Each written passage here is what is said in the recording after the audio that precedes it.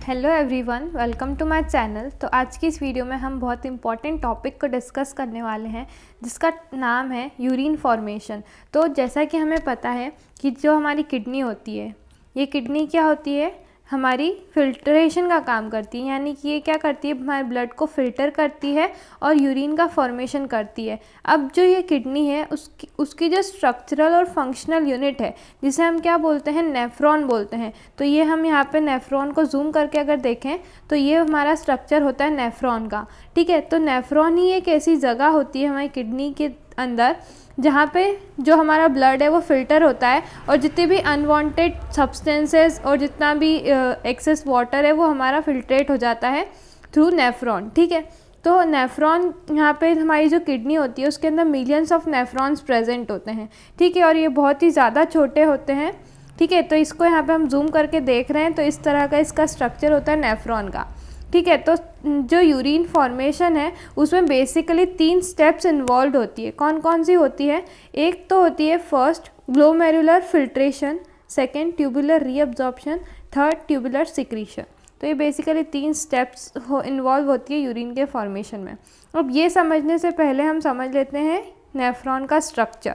अब नेफ्रॉन में कौन कौन से स्ट्रक्चर्स प्रेजेंट होते हैं, तो सबसे पहले तो हम देखते हैं यहाँ पे जो ग्लोमेरुलस होता है, ये जो आपको कप शेप्ड स्ट्रक्चर दिखाई दे रहा है ना, ये वाला, इसको हम क्या बोलते हैं, ये जो कप शेप्ड स्ट्रक्चर है ना, इसको बोलते हैं बोमेन्स कैप्सूल। और इसके अंदर जो हमें दिखाई दे रही है ना नेटवर्क ऑफ कैपिलरीज, इसको हम बोलते हैं ग्लोमेरुलस। ठीक है, तो ये यहाँ पे जो ब्लड वेसल्स जो ब्लड को लेके आती है हम और ग्लोमेरुलस का फॉर्मेशन होता है, तो वो जो ब्लड वेसल्स लेके आ रही है उनको क्या बोलते हैं हम, एफरेंट आर्टीरियोल। ये एफरेंट यानी कि ए फॉर आना, तो ये जो लेके आ रही है ना यहाँ पे, इसको बोलते हैं एफरेंट आर्टीरियोल। और जो यहाँ से इस ब्लड वेसल्स को लेके जा रही है इसको बोलते हैं इफरेंट आर्टीरियोल। तो हमें समझ आ गया कि ये जो नेटवर्क ऑफ कैपिलरीज है जो बोमेन्स कैप्सूल के अंदर दिखाई दे रही है उसको हम ग्लोमेरुलस बोलते हैं। जो ब्लड वेसल्स लेकर आ रही है हमारे बोमेन्स कैप्सूल के अंदर तो उसे बोलते हैं एफरेंट आर्टीरियोल, और जो लेकर जा रही है उसे बोलते हैं इफरेंट आर्टीरियोल। ठीक है, अब हम आगे बढ़ते हैं।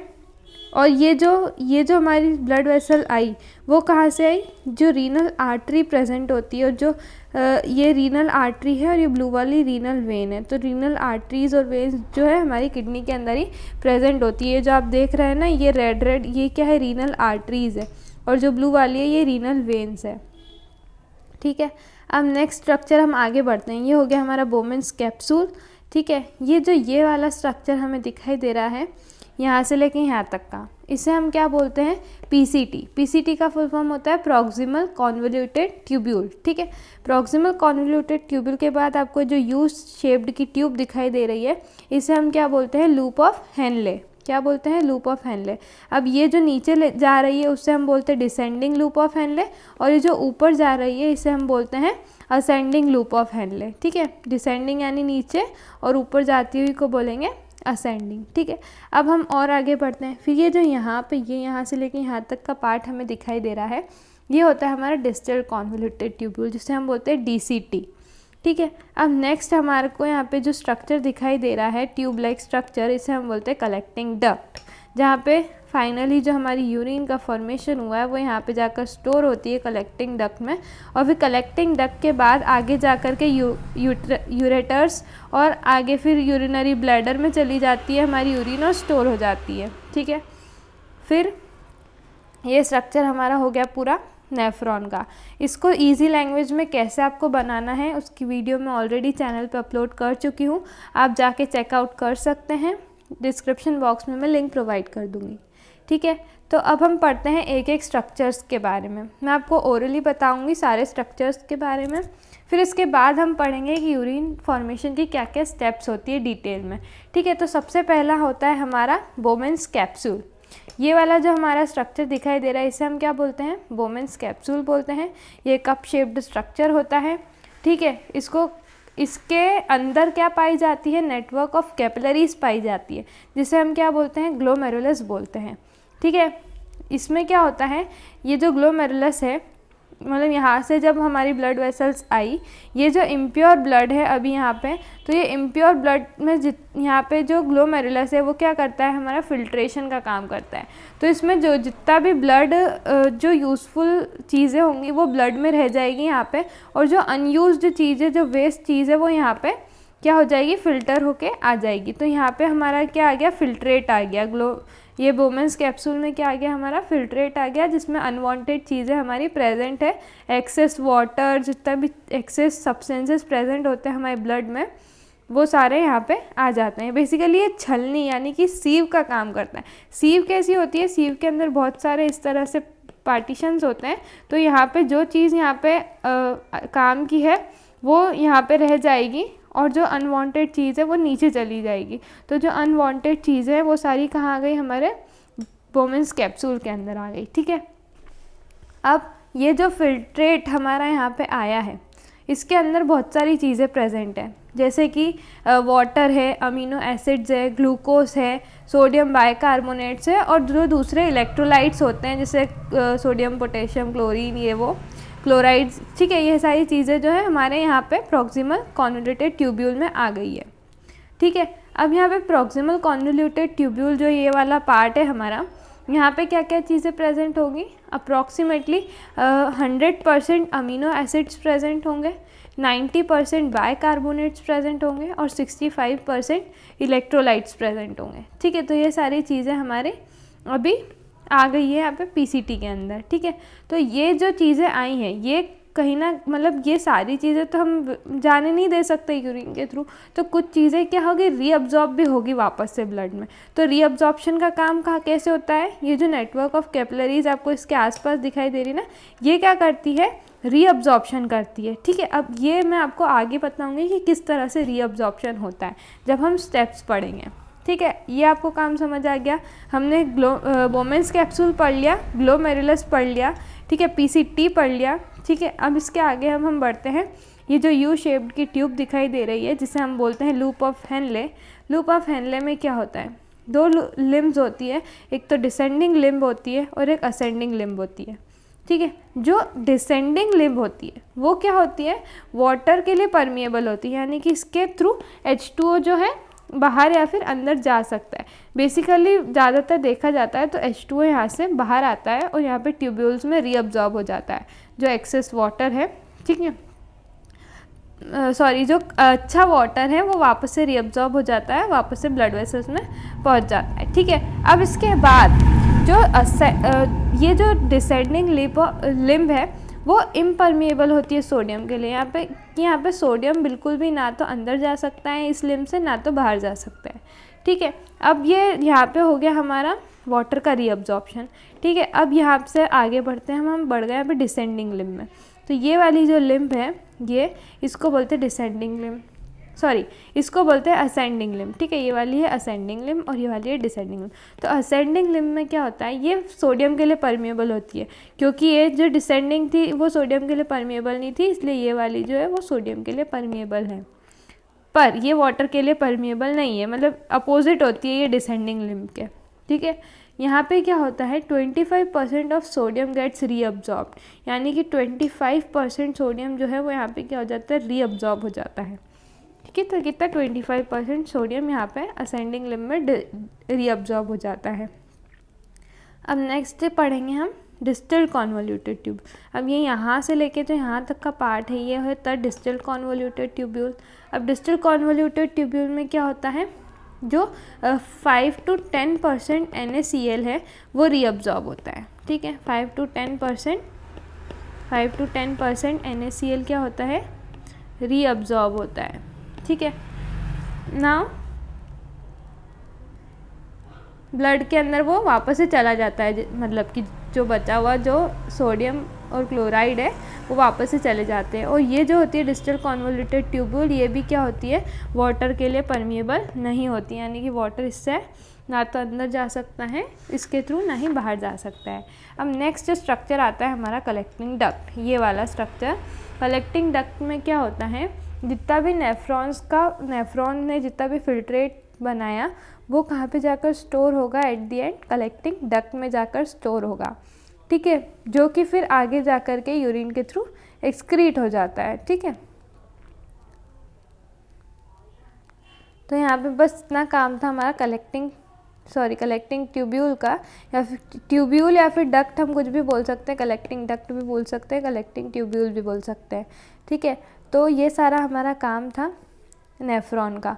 तो मतलब कि ओवरऑल अगर हम देखें तो जो 90% ग्लोमेरुलर फिल्ट्रेट है, जो कि यहाँ पे 90% जो फिल्ट्रेट आया था, वो 90% जो फिल्ट्रेट है वो क्या हो जाता है, वापस से ब्लड में, ये जो ब्लड कैपिलरीज आपको दिखाई दे रही है, ब्लड वेसल्स दिखाई दे रही है, वो वापस से ब्लड में चला जाता है। ठीक है, और जो बचा हुआ फिल्ट्रेट होता है 10%, वो एक्सक्रीट हो जाता है यूरिन के थ्रू। ठीक है, तो इस तरह से यूरिन का फॉर्मेशन होता है।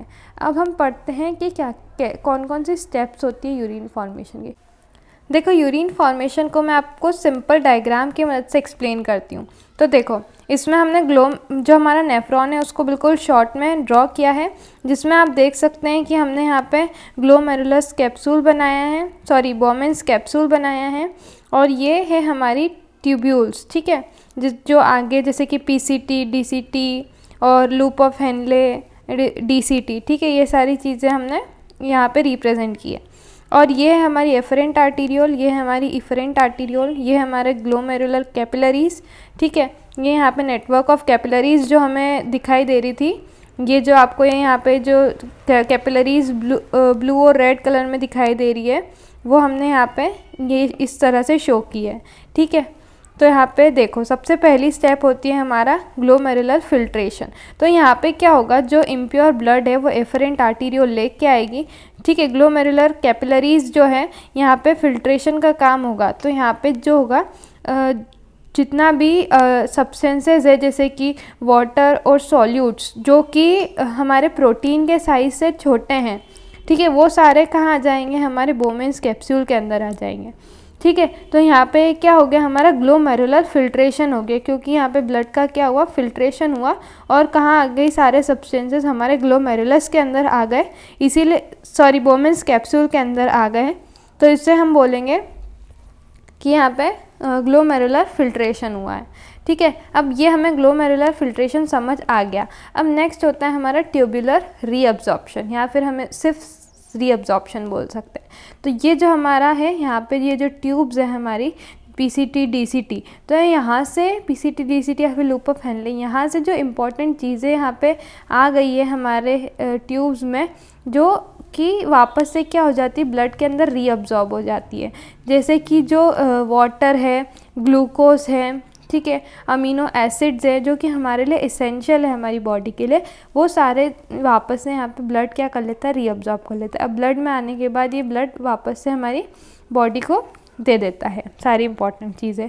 ठीक है, अब यहाँ पे जो है, जो एक्सेस वाटर, ठीक है, एक्सेस वाटर या फिर अदर सब्सटेंसेस जो आ गए यहाँ पे, जो कि नहीं आने चाहिए थे, जो कि इम्प्योर है, ठीक है, तो वो जो चीज़ें हैं वो वापस से यहाँ पे सिक्रीट, ये जो ट्यूब्स, ये हमारी जो ब्लड वेसल्स है वो सिक्रीट कर देंगी।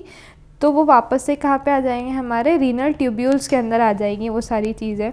तो इसे हम क्या बोलते हैं, ट्यूबुलर सिक्रीशन, क्योंकि यहाँ पे ट्यूब्स क्या कर रही है, सिक्रीट कर रही है, इसीलिए हम इसको ट्यूबुलर सिक्रीशन बोलेंगे। यहाँ पे ब्लड अब्जॉर्ब कर रहा है, इसीलिए हम इसको क्या बोलेंगे, रीअब्जॉर्प्शन बोलेंगे। एट दी एंड जो हमारे वेस्ट सब्सटेंसेस है, वाटर, यूरिन जो हमारा बन गया, वो क्या हो जाएगा, एक्सक्रीट हो जाएगा हमारी बॉडी से। नोट्स मैंने आपको अटैच कर दिए, हम यहाँ पे स्क्रीनशॉट ले सकते हैं। ठीक है, ग्लोमेरुलर फिल्ट्रेशन में क्या होता है, वाटर और सॉल्यूट्स जो कि प्रोटीन के साइज से छोटे हैं, वो कहाँ पे हमारे जो फोर्स किए जाते हैं, यानी कि कैपिलरी वॉल्स में फोर्स किए जाते हैं, और जो पोर्स है उसके थ्रू पास हो जाते हैं ग्लोमेरुलर कैप्सूल के। ठीक है, और वो कहाँ चले जाते हैं, रीनल ट्यूब्यूल्स के अंदर चले जाते हैं। ट्यूबुलर रीअब्जॉर्प्शन में क्या होता है, वाटर, ग्लूकोज, अमीनो एसिड्स और जितने भी काम के आयंस है वो ट्रांसपोर्ट किए जाते हैं हमारे फिल्ट्रेट के बाहर, यानी कि ट्यूब्यूल सेल्स के अंदर वापस से पहुंचा दिए जाते हैं। ठीक है, then enters the capillary blood. ठीक है, वो कहाँ चले जाते हैं, कैपिलरी ब्लड्स जो है वहाँ पे पहुँच जाता है। फिर ट्यूबुलर सिक्रीशन में क्या होता है, जैसे कि आयंस, जैसे कि H+, K+, क्रिएटिनिन और जो अदर ड्रग्स है वो हमारी रिमूव हो जाती है फ्रॉम पेरीट्यूब्यूल्स। ये जो यहाँ पे जो ट्यूब्यूल्स है, ये ट्यूब्यूल्स जो हैं यहाँ से वापस से यहाँ आ जाती है। और फिर ये जो हमारा फिल्ट्रेट बचा, ये पूरी तरह से वेस्ट है हमारी बॉडी के लिए, तो वो एक्सक्रीट हो जाता है हमारी बॉडी से। तो ये हमारी थी प्रोसेस पूरी यूरिन फॉर्मेशन की। आई होप आपको क्लियर हो गई होगी। और आपको कुछ भी डाउट है इस पूरी प्रोसेस से रिलेटेड तो आप कमेंट कर सकते हैं, मैं उसका जवाब ज़रूर दूंगी। ठीक है, चलो एक बार लास्ट में हम देख लेते हैं कि जो वाटर और सोडियम का किस तरह से एक्सचेंज होता है हमारी नेफ्रॉन के अंदर। ठीक है, देखो ये जो यहाँ पे सबसे पहले हमारा जो पीसीटी है, पीसीटी हमने पढ़ा था परमिएबल होता है वाटर के लिए, तो यहाँ से जितना भी एक्सेस वाटर है वो यहाँ से रिमूव हो जाता है और यहाँ पे जो ट्यूब्यूल्स प्रेजेंट होती है, ब्लड ट्यूब्यूल्स, वहाँ पे वो पहुँच जाता है। अब जो हमारी ये होती है क्या बोलते हैं, सॉरी मैंने गलत बता दिया, ये जो हमारी है ये हमारी डिसेंडिंग लूप ऑफ हेनले। ठीक है, ये परमिएबल होती है वाटर के लिए, और जो असेंडिंग लूप ऑफ हेनले होती है वो परमिएबल होती है सोडियम यानी कि NaCl के लिए। ठीक है, सोडियम क्लोराइड के लिए। तो यहाँ से ये जितना भी सोडियम क्लोराइड है वो जो काम का है वो हमारे ब्लड के अंदर रीअब्जॉर्ब हो जाएगा। ठीक है, अब ये जो एक्सेस NaCl और H2 जो अभी भी हमारी जो ट्यूब्यूल्स में रह गया है वो आगे चला जाएगा। ठीक है, और थोड़ा बहुत जो बचा हुआ रीअब्जॉर्प्शन होने का है वो यहाँ पे कलेक्टिंग डक्ट के थ्रू हो जाता है। ठीक है, तो ये यहाँ पे हमारा होता है इस तरह से सोडियम और वाटर का एक्सचेंज हमारे नेफ्रॉन के अंदर। आपको यहाँ पे मैं इस वीडियो को एंड कर रही हूँ। आपको डाउट है तो आप कमेंट कर सकते हैं, और इस डायग्राम का ट्यूटोरियल आप देख सकते हैं, मैं लिंक प्रोवाइड कर दूँगी। Okay, thank you.